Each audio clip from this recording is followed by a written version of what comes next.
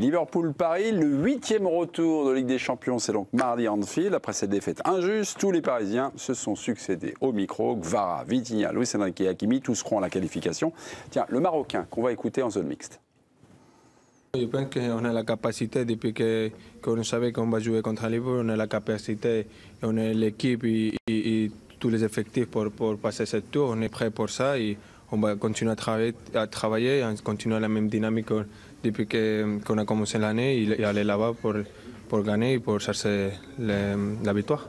Partagez-vous la confiance des Parisiens? Deux chroniqueurs ne sont pas d'accord. Nouveau duel dans l'équipe du soir, on y va.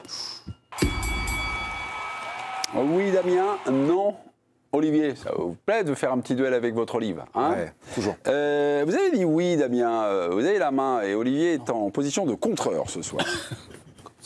La confiance ne signifie pas certitude. Ça a commencé. Et quand je vois le match des Parisiens à l'aller, je me dis qu'ils sont capables de reproduire ce même type de match à Anfield. Il y a encore quelques années de ça, une défaite contre Liverpool à l'extérieur, et j'aurais été d'un pessimisme aveuglant. Là, je pense que Paris peut gagner, même gagner d'un but et aller au pénalty, c'est possible.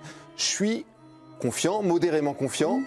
Mais je pense que les Parisiens peuvent faire quelque chose. Il y a une fenêtre pour répondre oui à cette question.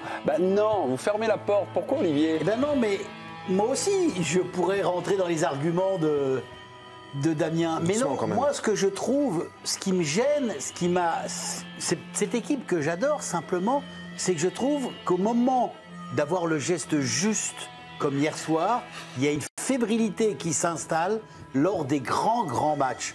Et j'ai peur que cette fébrilité, elle soit encore présente mardi.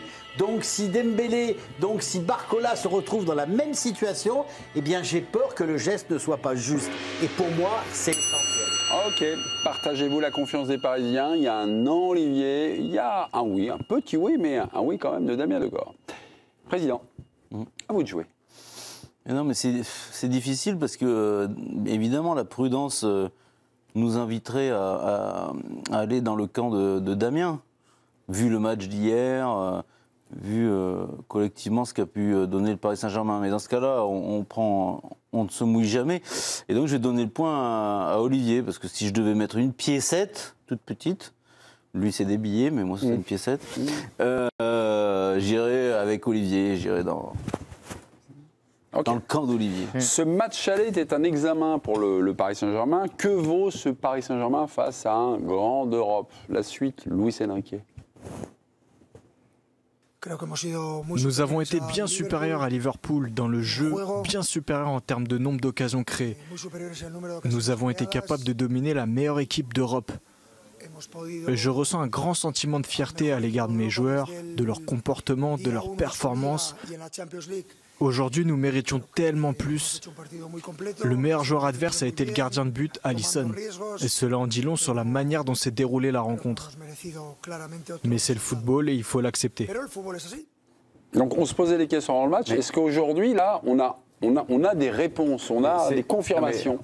Si vous voulez, on a toutes les réponses qu'on veut. Moi, j'ai été le premier surpris à voir le Paris Saint-Germain marcher sur Liverpool, considéré comme l'une des meilleures équipes d'Europe depuis le début de la saison et depuis plusieurs mois. Bon, c'est un match de coupe, c'est une compétition. Et ce genre de confrontation entre une très très bonne équipe qui marche sur l'autre mais qui perd, je sais pas, on est tous journalistes les journalistes qui sont là depuis 20-30 ans, on en a vu plein des Coupes du Monde avec, c'est pas la meilleure équipe qui gagne, c'est pas la... Bon, on parle beaucoup du Paris Saint-Germain, mais Liverpool à domicile, mais c'est injouable. Depuis des mois, c'est injouable. Ils ont une défaite. Mais non, mais ça me paraît hyper complexe. Et j'imagine, par exemple, très mal Salah passer 2 fois à côté de son match.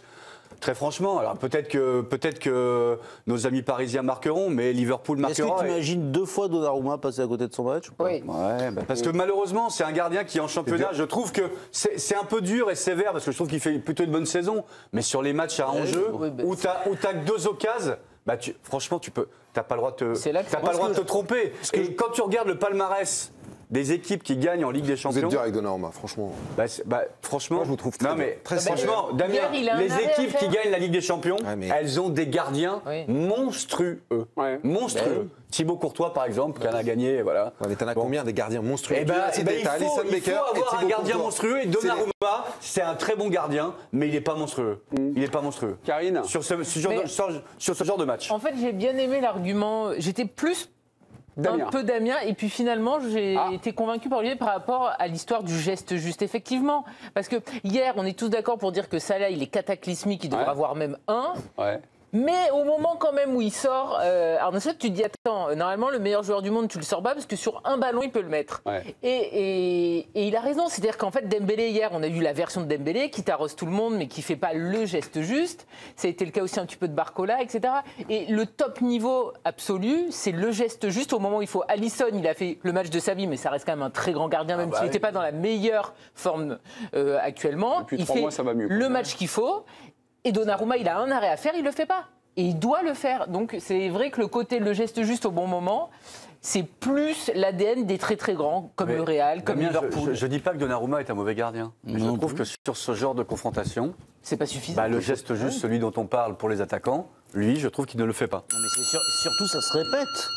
Enfin, à chaque saison ou presque, c'est la même histoire. Donc il y a un moment, ça compte quand même. Partagez-vous la confiance des Parisiens avant le match retour. Le non l'emporte 58-42. Sébastien, on va jouer et vous avez les jokers. Ah bon, mais Pourquoi J'ai eu 2 points. 2 bons arbitrages et c'est les jokers, c'est pour vous. Alexandre Lacazette a joué ce soir. Le thème est le suivant, les grands buteurs français en Coupe d'Europe. Les grands buteurs français en Coupe d'Europe en club.